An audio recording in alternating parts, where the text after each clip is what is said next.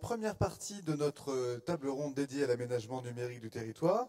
Et j'ai le plaisir d'inviter à me rejoindre Emmanuel Berthier, délégué interministériel à l'aménagement du territoire, Yves Cratinger, sénateur et président du Conseil général de la Haute-Saône, également président de la communication... Ah oui, c'est par ici, venez me rejoindre. Bruno Janet, directeur des relations avec les collectivités locales au sein de France Télécom Orange, Pascal Aymon, directeur du développement de Covage, et Alain Lagarde, président de Dorsal Limousin. Bien messieurs, alors bienvenue et merci d'être avec nous. On a ici autour de la table d'éminents acteurs de l'aménagement numérique du territoire, acteurs publics, acteurs privés qui travaillent régulièrement de concert, mais qui ne sont pas toujours d'accord. On va regarder ça de plus près pendant cette... Mais oui, j'ai l'impression qu'il y a une forme de consensus qui s'élabore et c'est tant mieux. Donc, j'aurais voulu commencer par un petit point d'étape. Et pour ça, je me tourne vers Emmanuel Berthier. Aujourd'hui, la DATAR a accompagné la mise en place des SCORAN, les stratégies de cohérence régionale de l'aménagement numérique. Donc, vous avez vu sur les différents territoires, vous avez pu voir et accompagner les démarches conduites actuellement par les opérateurs et les collectivités. Quelle est la lecture territoriale que vous pouvez faire des projets? Est-ce qu'il y a des grandes tendances qui se dégagent? Le sénateur Rome rappelait tout à l'heure que le numérique est un enjeu pour tous les territoires. Et tous les territoires se sont saisis de façon très dynamique de cet enjeu. Nous avons à ce jour, je crois, 61 schémas qui ont été déclarés à l'ARCEP et des perspectives de terminaison de cette opération tout à fait fondamentale pour la fin de l'exercice 2013. Il est vraisemblable que la prochaine loi de décentralisation va préciser les conditions d'exercice par les collectivités territoriales de leurs compétences en matière de planification. Mais il y a effectivement un besoin de cohérence à l'échelle régionale et ensuite à l'échelle des réseaux d'initiatives publiques pertinents pour tout à la fois fixer les horizons lointains et les modalités de traduction pratique. Merci. Et par rapport à l'ensemble de ces SDAN, on en a vu beaucoup qui sont conduits à l'échelle départementale. On reviendra sur cette question. Et il y en a peut-être 2 qui sont conduits à l'échelle régionale. Quelle lecture la DATAR fait effectivement de cette question sur laquelle on viendra de la taille critique où aujourd'hui, voilà, vous voyez ces SDAN remonter des territoires essentiellement départementaux. Qu'est-ce que ça vous inspire? Les schémas directeurs doivent être d'une taille au moins départementale pour l'instant. Et on a plusieurs cas de figure, des schémas qui sont effectivement régionaux, qui intègrent de façon très précise les préoccupations de plusieurs départements, des schémas qui sont départementaux et qui intègrent à la fois les efforts de couverture qui sont confiés aux opérateurs privés et ceux qui relèvent des réseaux d'initiative publique.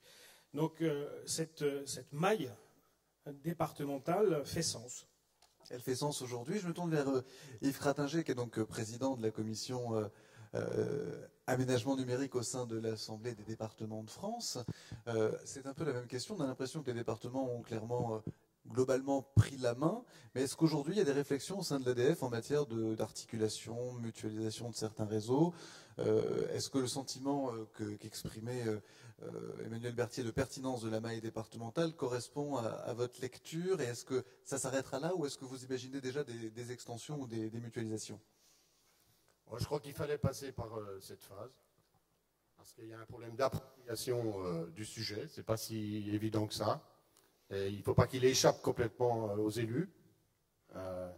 Le traiter uniquement sur un plan régional ou même interrégional, ça peut répondre à certaines questions, on y reviendra peut-être tout à l'heure, mais il faut aussi le traiter en ayant un regard sur le local. Et donc le département, à ce propos, est à la bonne échelle. Maintenant, le fait de traiter, disons, d'élaborer un schéma dans un cadre départemental n'interdit pas de travailler avec les voisins. Mais les voisins de chaque département ne sont pas toujours dans la région, ils sont souvent de plusieurs régions. Donc, de toute façon, il faudra de la coordination interterritoire. Cette coordination, vous l'imaginez, alors très naturellement, on pourrait se dire, tiens, l'État serait bien placé pour assurer cette coordination.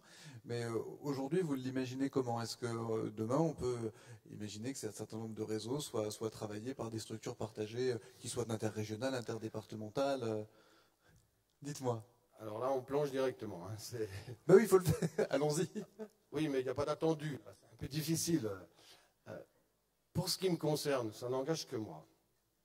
Je considère que pour concrétiser un schéma, le niveau départemental n'est pas forcément le bon. Il peut permettre de voir les choses dans le détail et de réaliser un certain nombre de choses précises. Si on veut répondre aux questions de financement sur le long terme de ces réseaux, si on veut que la gestion de ces réseaux, leur vie, leur maintenance soit assurée sur le long terme aussi, alors il faut passer à une toute autre échelle. Et si vous me demandez mon souhait personnel, hein, très personnel, il faudrait quasiment travailler sur les zones de défense. Voilà. Parce que c'est à ce niveau-là, en mariant bien sûr la compétence, l'expérience, les moyens des opérateurs et en ajout ceux de la puissance publique, qu'on pourra trouver à la fois et les meilleures conditions de financement et les meilleures conditions d'exploitation, de pilotage aussi du dispositif. Mais évidemment, ce n'est pas la direction dans laquelle on va aujourd'hui. Mais au fond de moi, je suis convaincu que c'est une des solutions les plus crédibles par rapport au défi qui est devant nous. C'est-à-dire, autrement dit, sur la maîtrise d'œuvre et la capacité à faire, quelque part, le département a montré qu'il était extrêmement capable sur les réseaux de première génération. Mais dès lors qu'on va parler de rentabilité, de choses comme ça, il va falloir se poser cette question-là. Si on ne met pas sur la table la question de la solidarité entre les territoires, on va échouer. Les opérateurs ont déjà fort à faire, maintenant qu'il y a un peu plus de concurrence sur la téléphonie, ont déjà fort à faire pour équiper les 60% de l'habitat qu'ils doivent couvrir et pour mettre en place progressivement le réseau 4G. Alors, ils ont déjà fort à faire et l'équation économique elle est jouable pour eux, mais elle n'est même pas gagnée d'avance. Même pas gagnée d'avance. Alors, qu'est-ce que peut devenir le reste du territoire qui représente en fait plus de 80% de la surface, qu'on doit équiper à la fois en fixe, mais aussi en mobile, et pour lequel ce territoire, quand on regarde une prise, le coût moyen évalué peut tourner autour de 1100, moyen évalué autour de 1500, peut-être même plus, euros par prise. C'est-à-dire plus de 3 fois celui des prises urbaines. Et quand je dis ça, je suis modeste, parce qu'il y a des territoires où ça coûtera beaucoup plus cher que ça. Donc s'il n'y a pas, à un moment donné, des outils ou un outil de mutualisation très fort, s'il n'y a pas la recherche de financement de long terme, et pour sortir des financements de trop court terme qui sont proposés aujourd'hui pour le déploiement de ces réseaux, on va échouer et il y aura une véritable fracture entre les territoires. Et je ne crois pas que ce soit ce dont le pays a besoin aujourd'hui. Merci, monsieur le sénateur. Bruno Genet parlait de péréquation, d'équilibre entre les territoires. C'est aussi revenir sur la question des zones amies, appel à manifestation d'intention d'investissement. Certains textes, on y reviendra tout à l'heure, ont proposé de les contractualiser. On parlait de ce déséquilibre entre le prix de la prise, effectivement, en zone urbaine et puis en zone non urbaine. C'est un peu la quadrature du cercle. Alors, votre premier ressenti par rapport à ça, sur les amis, aujourd'hui, est-ce que c'est un dispositif qui vous semble adapté? Puisque c'est un dispositif sur lequel, quelque part, les opérateurs ont eu la main. On leur a dit, dites-nous où vous allez, et en fonction de ça, on agira. Quelle lecture vous faites a posteriori de ces amis?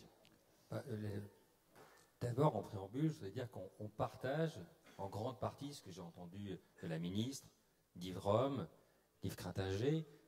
Globalement, on a compris qu'il y avait une volonté politique d'aller vers le très haut débit. Bon. Je pense que nous, Orange, depuis 2 ou 3 ans, on a démontré qu'on avait également une volonté industrielle. Yves Crintinger l'a dit, on connaît dans le télécom la pire crise qu'on ait jamais connue. Malgré ça, en ce qui nous concerne, nous, Orange, on a décidé, parce que c'est notre métier, c'est même notre seul métier, de se lancer très fort sur ce très haut débit, sur cette fibre optique. On a dit très clairement, on a été très présent sur l'AMI pour effectivement dire 60% des logements, c'est jouable, c'est atteignable, et on fait déjà une certaine forme de péréquation. puisque entre notre premier plan AMI et le deuxième, celui qui a été communiqué, on fait par exemple une péréquation au niveau des agglomérations. Hier, j'étais à Auxerre pour annoncer le démarrage sur Auxerre. Auxerre, c'est très urbain, mais il reste à côté 18 communes dans l'agglomération d'Auxerre, et on les fera toutes. René Souchon, sur l'Auvergne, dit ce que va faire l'opérateur privé, quel qu'il soit, ça va me permettre de réduire ma facture de 30% sur le reste des zones. Donc je crois qu'il y avait ce premier plan. Est-ce qu'il faut que les opérateurs puissent dire là où ils vont? Et c'est ce que nous avons fait avec l'AMI. Et je crois qu'on a beaucoup parlé de transparence, on a beaucoup parlé de communication. Aujourd'hui, je crois que tous les élus savent pertinemment là où, en ce qui nous concerne, Orange, on va aller, et avec le timing. Ça, c'est le premier point, et je crois que c'est quelque chose de très important. Puis, je crois qu'on ne s'est pas contenté que de faire que ça. Et on a dit, mais sur les 40% restants, ok, on ne s'en désintéresse pas. On donne des clés, moi j'appelle ça des clés du succès. Quelles sont les clés du succès pour réussir ces 40%? Premièrement, c'est de faire quelque chose qui soit en complémentarité. Moi, je retire de ce que j'entends depuis ce matin, et quand même depuis plusieurs mois, c'est on arrivera ensemble à relever ce défi du très haut débit si on le fait ensemble et si on le fait en complémentarité. Vous savez ce qu'on dit depuis vraiment tout le temps, on n'a plus les moyens dans ce pays de se faire concurrence publique-privée. Donc, c'était normal qu'on nous demande, nous opérateurs, qu'est-ce que vous avez envie de faire, et qu'on le dise, et aujourd'hui on le dit clairement. Et puis, sur ces parties de 40%, et je réponds à Yves Quintinger, nous, notre position, c'est de dire, eh bien, on participera. On participera, et on est assez même lisible et transparent sur les façons dont on peut participer.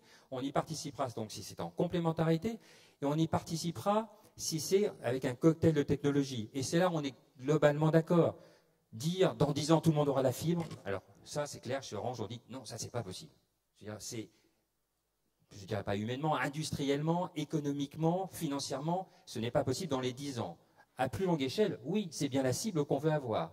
Donc cette réussite des 40%, elle passe par ce mix de technologies, ce cocktail de technologies. C'est dire, et je suis d'accord avec Yves Rome quand il disait, c'est aux collectivités locales, sur ces 40%, de décider ce qu'elles souhaitent faire. C'est-à-dire, où est-ce qu'on va mettre de la fibre, dans les zones les plus agglomérées, où est-ce qu'on va faire de la montée en débit.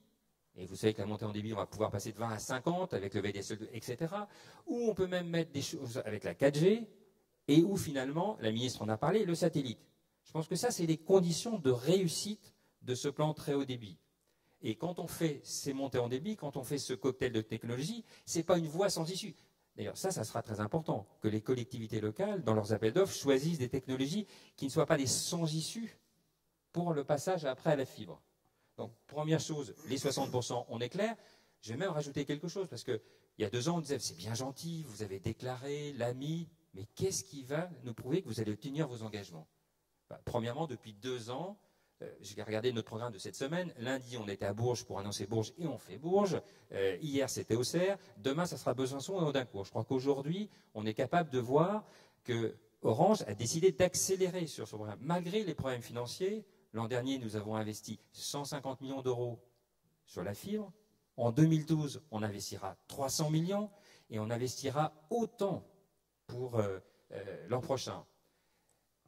Et je t'ai dit, c'est peut-être pas encore suffisant. On a proposé des conventions.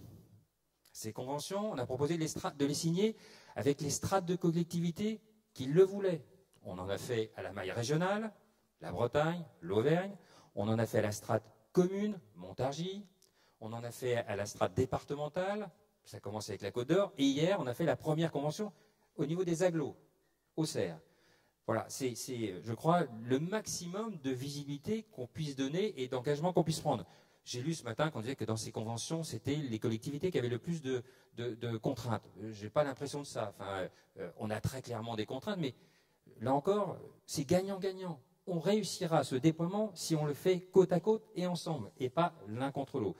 Et la dernière chose, Stéphane Richard l'a annoncé récemment, sur les réseaux d'initiative publique.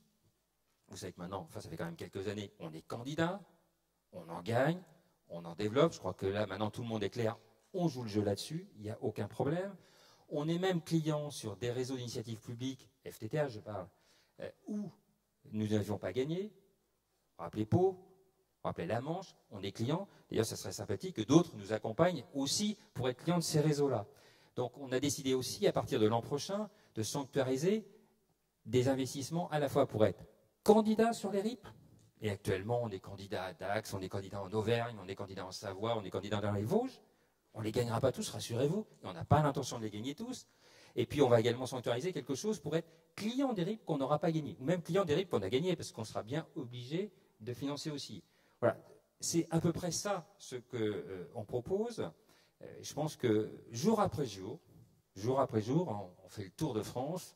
Je pense qu'il y a de plus en plus d'élus qui se rendent compte qu'on est au rendez-vous. Aujourd'hui, il n'y a pas de retard en ce qui concerne ce qu'on avait annoncé. Quand on dit qu'une ville, elle a été commencée en 2012, on la commence en 2012, etc. Dernier point, parce que j'ai entendu la ministre, j'ai entendu Yves Rome, j'ai entendu Yves Crintager. La manie française, c'est toujours un peu de faire du mouvement brownien des réglementations. Ça fait à peu près 18 mois que c'est stable. Comme par hasard, depuis 18 mois, ça se déploie, ça s'accélère. On a signé un accord avec nos 3 concurrents. Ça veut dire qu'on garantit, même si c'est Orange qui fait le réseau, que tout le monde puisse accéder à ce réseau. Et je dis souvent, donc stop. Essayons de maintenir ce cadre le plus longtemps possible. Juste une illustration. Il y a 15 jours, on a ouvert Montbéliard en disant, Montbéliard, on commence les travaux, premier client au mois de juin. Demain, je vais à Besançon pour inaugurer les premiers PM, mais pas les premiers clients. Les premiers clients seront au mois de juin. Cherchez l'erreur. Jean-Louis Fousseret va me dire, mais Bruno Jeannet, vous êtes venu il y a 18 mois faire le démarrage, comment se fait-il que moi, je mets 18 mois de plus pour avoir des abonnés que Montbéliard? Tout simplement parce qu'entre-temps, la réglementation avait changé. Donc c'est bien, c'est pacifié. Je vois Jérôme Coutan qui est là. Ne bougeons pas tout. Juste une illustration, je dis souvent, si on changeait dans l'aéronautique la réglementation aussi souvent que dans les télécoms, on volerait toujours en biplan. On n'aurait pas eu le temps, les industriels, d'inventer des réacteurs. Donc voilà, qu'on peaufine, qu'on améliore, qu'on organise les choses peut-être un peu mieux, mais qu'on garde le fond, ça c'est très important pour nous. Quand on décide d'investir des dizaines de milliards d'euros, il faut que nous aussi, industriels, on ait une visibilité sur ce à quoi on va utiliser ces milliards. Merci Bruno Jeannet. À vous entendre, finalement, on se dit que l'extinction du cuivre est quelque chose qui peut aujourd'hui être entendu côté Orange, parce qu'on se dit à un moment donné, là vous nous parlez d'une transition, très clairement, hein, une articulation des technologies au fur et à mesure pour préparer, en tout cas ne pas obérer l'arrivée de la fibre, mais aller pas à pas. Vous nous dites, bon, la fibre pour tout le monde en 10 ans, c'est pas possible. Donc on est sur une logique d'articulation, de transition de technologie. On se doute aussi que sur le plan économique, pour Orange, cette transition de modèle, avec cette perspective d'une extinction du cuivre, c'est quelque chose qu'il faut faire comprendre et accepter par les différents investisseurs. Mais quel est le calendrier? Parce qu'il y a une sorte d'effet ciseau qui se dessine. Alors, j'ai dit, la fibre en 10 ans, c'est pas possible. J'ai surtout dit, le très haut débit en 10 ans, c'est atteignable à condition qu'on le fasse ensemble. Donc, je préfère qu'on commence par ce côté volontariste et ce côté positif. C'est la raison pour laquelle on a décidé de faire une expérience sous l'égide, avec tous nos concurrents, avec tous ceux qui s'occupent de la réglementation, de faire une expérience d'extinction du cuivre à Palaiseau. Voilà. Je rappelle quand même que Palaiseau va être la ville la plus importante au monde où on décidera de faire ça. Nos amis anglais le font dans un village de 800, j'ai rien contre les villages de 800 habitants, mais c'est comme ça que BT commence. Et aux États-Unis, ils le font également sur une petite commune. Nous, on a dit il faut faire ça à plus grande échelle. Et donc, on verra. On a à peu près 2 à 3 ans de travail pour voir comment se passe Palaiseau, comment se passe la transition. Voilà, donc on ne peut pas être plus ouvert que ça en disant on est prêt à faire cette expérience et regardons comment ça fonctionne. Pascal Aymon, côté Covage. Donc Covage, opérateur d'infrastructures neutres et indépendants, c'est quelque part un peu votre signature, votre marque de fabrique. Vous déployez des réseaux très haut débit dans le cadre de réseaux d'initiatives publiques. Voilà, vous entendez les attentes qui ont été exprimées, enfin les perspectives ouvertes par le gouvernement, les attentes exprimées par les territoires, la stratégie d'Orange. Aujourd'hui, comment vous vous positionnez dans cet écosystème-là? Et par rapport au RIP, aujourd'hui, en termes de modèle qui fonctionne avec comme perspective la rentabilité, qu'est-ce qui marche, qu'est-ce qui marche moins bien? Alors, on se positionne comme opérateur de réseau d'initiative publique en partenariat avec les collectivités. Alors, notre moteur, c'est de livrer des réseaux en temps et en heure et les exploiter bien pour que nos clients opérateurs, Orange en fait partie, SFR est un bon client, Bouygues Télécom est un bon client, d'autres acteurs moins connus comme Adista ou d'autres acteurs pas connus du tout qui sont Hero Networks, etc., qui sont les opérateurs locaux, sont également clients gérés de ces réseaux. Ils sont clients, mais en fait, ce qu'ils attendent, c'est des réseaux, mais tout de suite. Ce n'est pas des réseaux dans 10 ans. C'est des infrastructures fibres qui leur permettent de répondre aux besoins de leurs clients. Et effectivement, on peut leur promettre quelque chose, on peut leur dire on va démarrer, mais ce que nous, on aime faire en tant que représentants des réseaux des collectivités, c'est plutôt de leur dire non, dans 18 mois, vous avez quelque chose. Et notre engagement, c'est de déployer le plus vite possible une infrastructure qui va le plus loin possible chez le client. Alors ça, c'est vrai dans le monde de l'entreprise, c'est notre quotidien. Notre quotidien aujourd'hui, c'est d'exploiter des réseaux fibre optique dans les zones d'activité, pour servir les hôpitaux, pour servir les collèges, les lycées, les services publics, pour servir les entreprises qui sont disséminées sur l'ensemble des territoires que nous exploitons. Nous le faisons également sur les réseaux FTTH. C'est-à-dire que notre volonté, c'est effectivement, c'est pas de commencer un déploiement et puis de dire on va terminer dans 5 ans ou dans 10 ans, c'est en partenariat avec les collectivités et avec effectivement des investissements très importants, parce que dès qu'on entre dans le domaine du FTTH, et ce n'est pas France Télécom qui va dire le contraire, c'est qu'on est dans des montants d'investissement colossaux, que ce soit à la maille d'un département ou à la maille d'une ville. Eh bien, la promesse, ce n'est pas de dire on commence un quartier, et puis le quartier d'à côté, ce sera dans 1 an, et puis le quartier d'à côté, ce sera dans 2 ans, et puis la ville voisine, ce sera dans 5 ans ou dans 10 ans, parce que là, on génère une fracture numérique. Et effectivement, le danger, c'est de s'embarquer dans des projets qui durent très longtemps et qui vont en fait générer de l'insatisfaction. Ça va générer plus d'insatisfaction pour ceux qui n'ont pas, ou qui n'ont rien, ou qui ont très peu, face à ceux qui ont quelque chose. Donc notre engagement, en tant qu'opérateur de ces réseaux d'infrastructure, c'est d'être acteur avec les collectivités pour déployer 100% de la complémentarité très haut débit. Alors ça veut dire quoi 100% de la complémentarité très haut débit? Ça veut dire que lorsqu'il y a un réseau câblé, lorsqu'il y a un réseau fibre optique déployé par un opérateur dans une zone AMI ou pas, lorsqu'il y a un besoin très haut débit qui est satisfait par une infrastructure existante, notre recommandation vis-à-vis des collectivités, c'est de leur dire « Attendez, vous avez déjà des opérateurs qui sont présents sur votre territoire. Ce n'est pas la peine d'aller déployer un réseau qui va venir bouleverser le déploiement de cet opérateur. » Bien au contraire, c'est de dire à cette collectivité « Concentrez les moyens publics là où il n'y a rien. » Et par contre, c'est de les concentrer en moyens suffisants et en quantité suffisante pour qu'on ne génère pas de fracture numérique. Alors, j'ai un premier message à adresser, il est très simple, c'est les réseaux d'initiative publique, ils existent depuis maintenant 8-10 ans. Ils ont déjà déployé des infrastructures, ils ont déjà déployé de la fibre.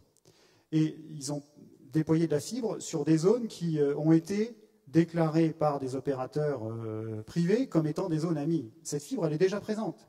Ce que je demande simplement, c'est que les opérateurs privés disent, bah, tiens, ils fassent le constat que la fibre d'un RIP est déjà présente sur ce territoire et qu'ils s'engagent à l'utiliser plutôt que d'aller déployer sa propre fibre.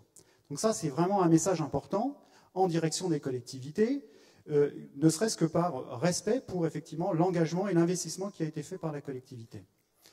Le deuxième message, il concerne effectivement la rapidité de déploiement. Et la rapidité de déploiement et l'engagement qu'une collectivité doit prendre, et là je reprends les propos de Madame la Ministre, l'inclusion sociale. Et dans l'inclusion sociale, moi ce que je comprends, c'est qu'il y a des gens qui attendent, et ce qu'ils veulent, c'est pouvoir avoir accès au très haut débit, mais en fonction de la capacité qu'ils ont à payer. Et dans le monde, et dans le secteur résidentiel, et surtout quand on va dans les zones un peu rurales, et voire très rurales, souvent les gens, ils n'ont pas les moyens de payer, ou peu, les moyens de payer, et pourtant, ils ont besoin d'accéder à la connaissance, ils ont besoin d'accéder aux services qui sont présents. Et donc la péréquation, elle est essentielle. Elle est essentielle en termes de mise à disposition d'infrastructures. Et donc ces réseaux d'initiative publique, ils doivent avoir la capacité de mettre à disposition des opérateurs privés un réseau suffisamment capillaire avec des services parfaitement standardisés pour qu'il soit parfaitement sûr de la qualité qu'il va pouvoir obtenir pour servir son propre client. Deuxième point important, c'est que le coût de raccordement qui sera demandé à ces opérateurs soit le plus bas possible, parce que derrière, en ricochet, c'est un coût d'accès quasi nul ou très très faible, voire symbolique, pour le client qui est au bout de la ligne. Donc c'est soit une entreprise, soit un particulier. Voilà. Merci beaucoup Pascal. Merci Pascal Aymon. Je redonnerai la parole à mes amis qui sont à ma gauche. Dans un instant, je souhaite avoir ensuite le regard de Alain Lagarde. Donc vous êtes conseiller régional du Limousin et président du syndicat Dorsal Limousin. Vous, de votre point de vue, aujourd'hui, il ne faut pas continuer PNTHD, pas comme ça. Et il y a 9 bonnes raisons il y a 9 éléments à modifier et 3 bonnes raisons de ne pas le faire. Oui, donc, plus succinctement de ça, pas en 140 caractères, on est d'accord, mais oui. Dites-nous aujourd'hui, par rapport à ce que vous venez d'entendre, ce que ça vous inspire. Vous étiez, je le rappelle, à l'initiative avec le sénateur Leroy, avec Avéras Clar, de l'appel d'Aurillac, qui a été suivi de l'appel de Valence, qui a ensuite débouché sur une loi dont on reparlera dans un instant. Oui, je ne vais pas vous infliger les 9 raisons ni les 3 choses impératifs, mais simplement, je pense que replaçons un petit peu le contexte et nos territoires. Moi, j'habite dans un territoire rural. Le SDAN, on en a parlé en début de cette table ronde. Le SDAN est bordé par la région, qui comprend les 3 départements, les EPCI et la ville de Limoges, une région qui est quand même relativement peu peuplée, 700 et quelques mille habitants. Il est clair que ce SDAN a été bâti sur une volonté forte dans les années 2000 de non-concurrence entre les territoires, mais de cohésion territoriale. Et je crois que l'aménagement du territoire est, me semble-t-il, du ressort de la région. Ça fait partie de ses compétences premières. Je crois que là-dessus, l'ex-président de région l'avait bien compris. Cela étant, je crois que si on s'en tient au programme national très haut débit qui a été voté par le précédent, qui a été présenté par le précédent gouvernement, ça m'a soumis une vote, on assisterait sur les territoires ruraux à une relégation économique et sociale. Relégation pourquoi? Parce qu'en fait, on s'aperçoit, et on l'a dit, de toute façon, on a beaucoup parlé des usages et des services ce matin, il est clair que sur nos territoires ruraux, on se trouve effectivement avec une demande très forte d'Internet. Sachez bien que dans les coins les plus reculés, les plus grandes soirées et manifestations et réunions dans les petits villages, ce n'est pas les réunions politiques, c'est dommage, c'est les réunions où on parle de haut débit, voire de très haut débit. Ça veut dire que l'appétence, la demande est très forte sur ces territoires. Cela étant, je crois que je ne vais pas reprendre tous les propos qu'on avait pu tenir et qu'on a dit à Valence et qu'on a dit à Aurillac à plusieurs reprises. Il est clair qu'aujourd'hui, et la ministre Fleur Pellerin l'a dit très clairement, la fibre doit être la règle, le mixte technologique, l'exception. Je crois qu'en soi, ça résume un petit peu le propos. Il n'empêche qu'on se trouve dans une situation aujourd'hui où l'argent public est rare et l'argent privé, il est tout autant. Donc, que pouvons-nous faire? Je crois qu'il faut co-investir. Il faut co-investir, mais encore faut-il qu'il y ait des volontés de co-investir. Ces volontés n'existent pas toujours. Et je crois qu'aussi, le problème des zones amies est posé. Parce que si on a pu, dans le cadre des délégations de services publics, on a pu amener des opérateurs qui ont été des aménageurs du territoire, c'est parce qu'ils avaient, dans leur écosystème, pu intervenir à la fois sur les zones denses et sur les zones moins denses. Donc tout le problème se pose encore aujourd'hui. Ferons-nous évoluer justement ce programme national très haut débit dans ce cadre de co-investissement?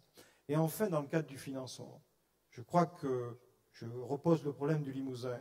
Le SDAN a été voté et a été chiffré. 1 milliard d'euros.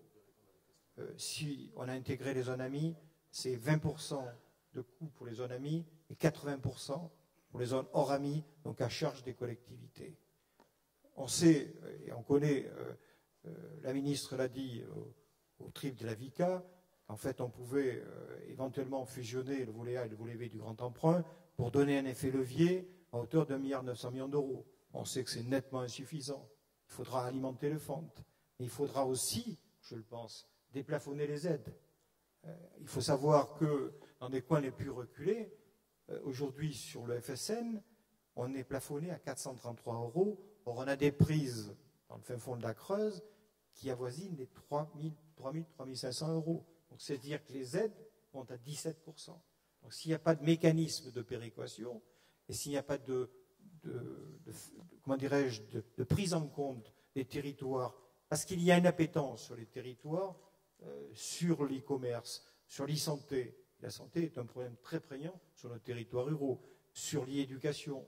Enfin bref, ce qui touche justement, ce qui évite la relégation sociale. S'il n'y a pas de prise en compte sur ces territoires, eh bien on va avoir du déménagement du territoire, comme on a pu le connaître il y a quelques années, alors qu'on regagne de la population. Voilà. Merci beaucoup Alain Lagarde pour ce tour de la question. Sénateur Cratinger, vous considérez qu'on ne pose pas la vraie question, il faut mettre les pieds dans le plat? Oui, moi j'entends, enfin, le dernier intervenant pose la question. Je crois qu'on ne peut pas éviter de se poser la question de la cohésion nationale dans cette affaire. Or, j'entends bien, moi, le discours de FTO et puis peut-être d'autres opérateurs, je ne sais pas, ils ne sont pas à la tribune pour s'exprimer, mais on dit, voilà, faire les zones, les 60%, les AMI, etc. Bon. Et on dit, pour le reste, on va essayer de travailler ensemble, etc. Je regrette, mais ce n'est pas une réponse. Ce n'est pas une réponse parce que nous devons affronter, nous, un double débit dans les autres territoires qui représentent plus de 80% de la surface nationale. C'est que nous devons déployer le très haut débit mobile, c'est-à-dire la 4G, et simultanément fibrer un certain nombre de choses indispensables dans le territoire. Et on nous dit, ben oui, mais on va y aller progressivement, etc. Non, ça représente 18 milliards d'euros. Alors on va dire, c'est peut-être surestimé 16, ou c'est peut-être sous-estimé 20. On est dans l'ordre grandeur. Sortir aujourd'hui 2 milliards par an, ou presque, des budgets des collectivités, c'est pas sérieux de l'écrire. C'est pas sérieux, pas raisonnable. Les collectivités vont voir leur dotation baisser, on leur demande de ne pas augmenter les impôts, et le robinet du crédit s'est un petit peu fermé. Alors, dans ces conditions, elles consacraient jusqu'à présent 400 millions d'euros par an au déploiement des technologies numériques. Elles vont passer à 2 milliards. C'est pas vrai. Ce n'est pas vrai. Et donc, il faut qu'on sorte du piège dans lequel on est parce qu'on va s'enliser. On va s'enliser, sauf que derrière nous s'enlisent les habitants qui font des choix donc de ne plus vivre dans ces territoires. Donc ces territoires vont s'appauvrir et par conséquent, on va demander plus d'assistance. Nous, nous disons, il faut une autre équation de déploiement. Les prix payés par les usagers sont inférieurs à ceux des autres pays. Tu ne me diras pas le contraire, Bruno. Ce n'est pas assez cher chez nous pour financer globalement les déploiements simultanés des deux technologies qui sont interdépendantes pour nous dans le milieu rural. En Allemagne, la priorité pour le déploiement de la 4G a été mise sur les zones rurales. Pas chez nous.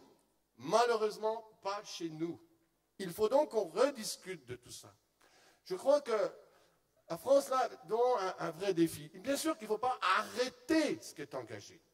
Et pas question non plus de tuer les opérateurs, et il faut du co-investissement. Mais du co-investissement au coup par coup, quand on est sur le territoire national, ça ne tient pas. Ce n'est pas du co-investissement au coup par coup qu'il faut. C'est une gouvernance de ce co-investissement. Une gouvernance au niveau national, dans laquelle les collectivités sont présentes, et l'ensemble des opérateurs, et bien sûr l'État qui doit veiller à la cohérence et à garder le cap de l'intérêt général. Nous sommes sur un service économique d'intérêt général. Nous ne sommes pas dans du marchand de pommes ou marchand de viande. Ce n'est pas ça. C'est bien autre chose. Il en va de l'enjeu global de développement du territoire et de la réussite économique des territoires. Et entendre parler le Limousin est important à ce stade. Comme moi qui, là, parle en franc-comtois, c'est important pour nous. Là, il y a Besançon, il y a l'agglomération de Belfort-Montbéliard, mais il y a tout le reste aussi. Je crois qu'il faut qu'on soit conscient de ça. Alors, je dis, personne n'a envie de faire de mal à personne. C'est pas ça. Il y a des équations économiques et elles sont là.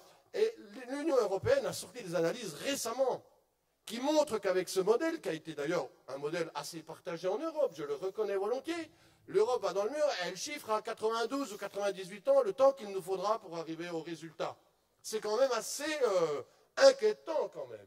Par contre, si on passe sur un autre modèle, où la CDC, la Caisse des dépôts et consignations, joue un rôle, qu'elle a d'ailleurs analysée et pour laquelle elle ne s'exprime pas, ce que moi je regrette intensément. La Caisse des dépôts doit s'exprimer. Elle a travaillé, elle doit parler. Eh bien, il y a un moment donné, on doit financer le déploiement du très haut débit, qu'il soit fixe ou mobile, par des emprunts de longue durée. On ne peut pas le faire avec les financements actuels. Aujourd'hui, quand une collectivité va chercher de l'argent, la banque lui dit « on vous prête, mais sur 15 ans ». Est-ce qu'on va financer le déploiement de la fibre avec des emprunts à 15 ans? Non, on vous le dit, on ne pourra pas. On ne trouvera pas l'argent, et si on le trouve, on ne pourra pas le rembourser. Il y aura un problème de fond. Donc, qu'on évite de faire semblant. Il ne faut pas tuer les opérateurs, on en a besoin. Il ne faut pas dire que le prix est trop élevé. Il n'est pas assez élevé pour financer l'ensemble du déploiement. Il faut qu'on se dise la vérité. Sinon, on va échouer. Et aujourd'hui, qu'est-ce qui se passe dans les régions? C'est qu'un jeune ménage, quand il veut acheter un terrain, c'est la première question qu'il pose. Ce n'est même pas le prix. Le prix, ça se discute après. Il y a des conditions avant de parler du prix. Et ça, c'est une question qu'ils posent. Vous comprenez? Ils prennent le portable, ils disent « ça ne marche pas ici ». Et si vous ne pouvez pas leur dire « ça va marcher très rapidement », ben, ce n'est pas la peine, vous n'avez plus de clients. Et donc, les entreprises, c'est pareil. Il faut qu'on se dise que quelque part, on est en train de jouer l'avenir de notre pays. Voilà, c'est ça que je veux dire. Moi. Je suis un peu déçu qu'on n'aille pas au fond des sujets. Merci, monsieur le sénateur.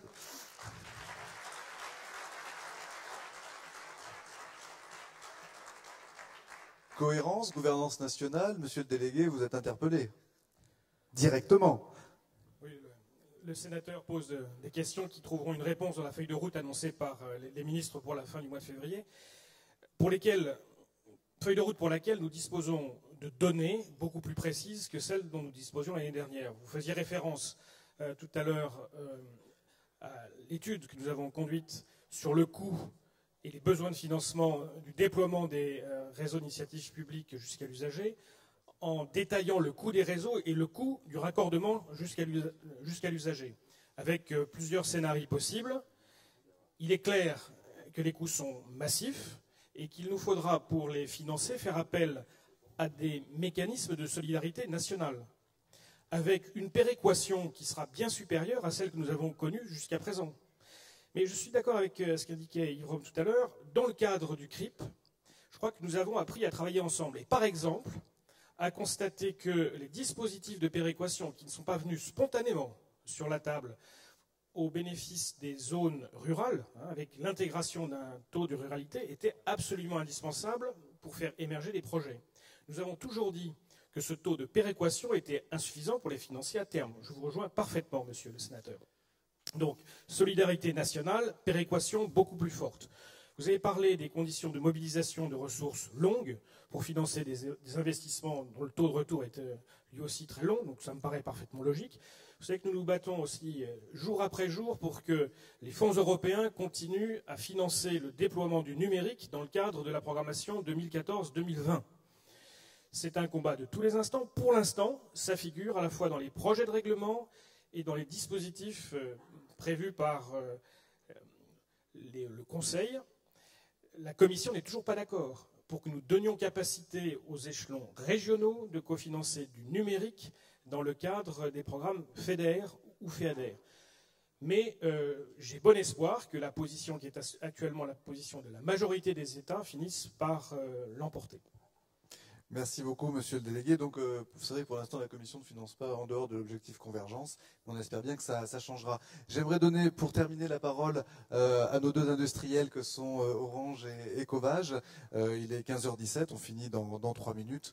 Voilà, là, je vous propose, au-delà des 140 caractères auxquels vous êtes habitués, de nous donner votre mot de la fin, s'il vous plaît. Justement, je regardais, je n'ai pas dit tout à l'heure que je voulais sanctuariser des territoires, j'ai dit qu'on sanctuarisait des financements pour répondre aux RIP et pour être client des RIP.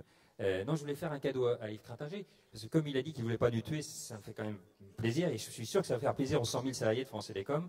C'est une étude qui a été faite par un cabinet américain. Effectivement, on a un vrai problème d'investissement, parce qu'aussi on a un vrai problème de tarifs.